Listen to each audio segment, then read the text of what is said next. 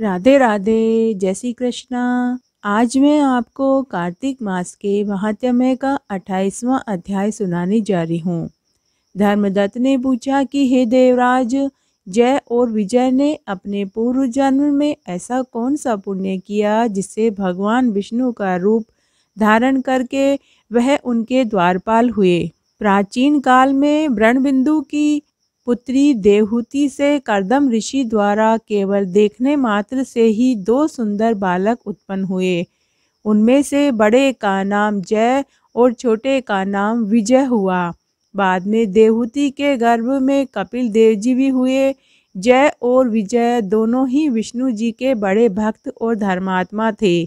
दोनों ही नित्य प्रति अष्टाक्षर मंत्र का जाप करते थे और विष्णु जी का व्रत करते थे। भगवान इन दोनों भाइयों पर अत्यंत प्रसन्न थे और नित्य पूजा के समय उनको दर्शन दिया करते थे। एक समय राजा के निमंत्रण पर देव ऋषि नारद जी गणों सहित राजा के यज्ञ में पधारे।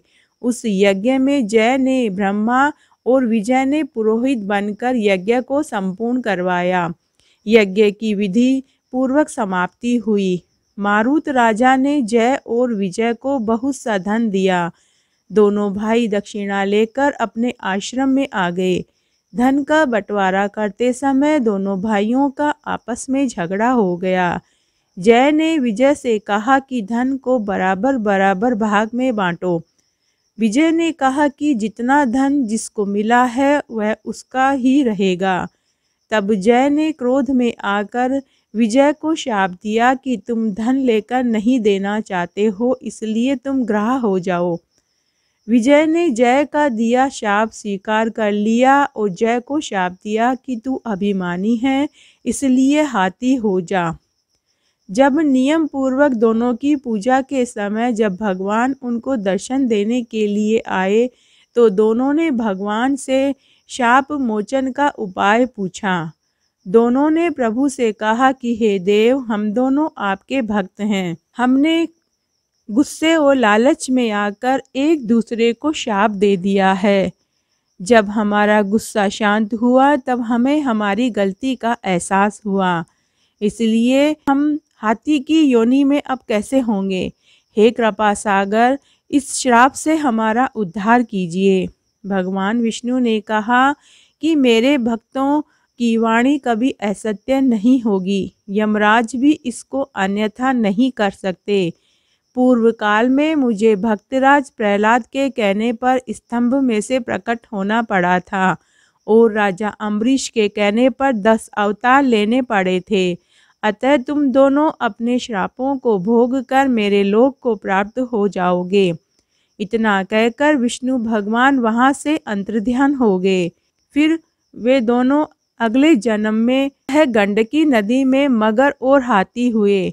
जाति स्मरण रहने के कारण इस योनि में भी वे भगवान विष्णु के परम भक्त थे और व्रत नियम से किया करते थे।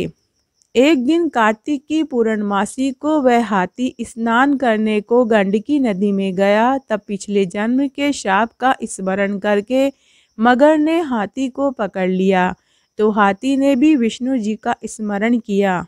फिर क्या था, तुरंत ही शंख चक्र गदाधारी पद्मधारी भगवान अपने सुदर्शन चक्र द्वारा उन दोनों को अपने जैसा रूप देकर बैकुंठ में ले गए।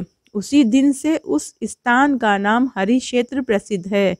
चक्र के आघात से वहाँ के पत्थरों में भी चिन्ह बने हुए हैं।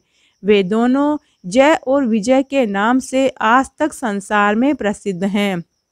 हे प्रिय, आपने विष्णु जी के द्वारपालों के संबंध में जो प्रश्न किया था उनका मैंने विस्तृत उत्तर दिया है। इसलिए हे द्विज, तुम भी ईर्ष्या और द्वेष को त्याग कर नित्य भगवान विष्णु का व्रत करो। जगत के प्रत्येक जीवन को समृद्धि से देखो। तुला, मकर और मेष की संक्रांति में नित्य प्रातः स्नान किया करो। तुलसी की रक्षा किया करो, पूजन किया करो। रोज सुबह शाम तुलसी में दीपक किया करो। एकादशी का व्रत किया करो।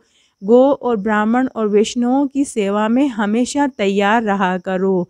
व्रत करने वाले को मसूर की दाल, बैंगन के साग को प्रयोग में नहीं करना चाहिए। हे धर्मदत्त, ऐसा करने पर तुम शरीर त्याग कर हम लोगों के समान गति पाओगे। भगवान विष्णु को प्रसन्न करने वाले इस व्रत के समान फल देने वाला तीर्थ दान यज्ञ दूसरा और कोई नहीं है। हे विप्र ब्राह्मण, तुम धन्य हो, क्योंकि तुमने विष्णु को प्रसन्न करने वाला व्रत किया है और तुमने अपने कार्तिक का आधा फल कलहा को दिया। उसके बाद हम कलहा को बैकुंठ में ले जा रहे हैं। तब नारद जी ने कहा कि हे राजन, इस प्रकार धर्मदत्त को विष्णु भक्त का उपदेश देकर कलहा को अपने साथ विष्णु के पार्षद बैकुंठ में ले गए और धर्मदत्त भी उनके आदेशानुसार विष्णु के व्रत में तल्लीन हो गया। जब उसका देहांत हुआ तो वह अपनी दोनों स्त्रियों के साथ 1000 वर्ष तक विष्णु लोक में रहा और खूब सुख को पाया। हे राजन, जो कोई भी प्राचीन काल के इस इतिहास को सुनता है, सुनाता है, हुक्कारा भरता है, वह अंत में विष्णु लोक को प्राप्त होता है। तो आज मैंने आपको कार्तिक मास के महात्म्य का इतना सुंदर अध्याय सुनाया है, जो सत्य घटना है, सत्य कहानी है। अगर आपको ये पसंद आए तो कमेंट बॉक्स में ओम नमो भगवते वासुदेवाय जरूर लिखें। धन्यवाद।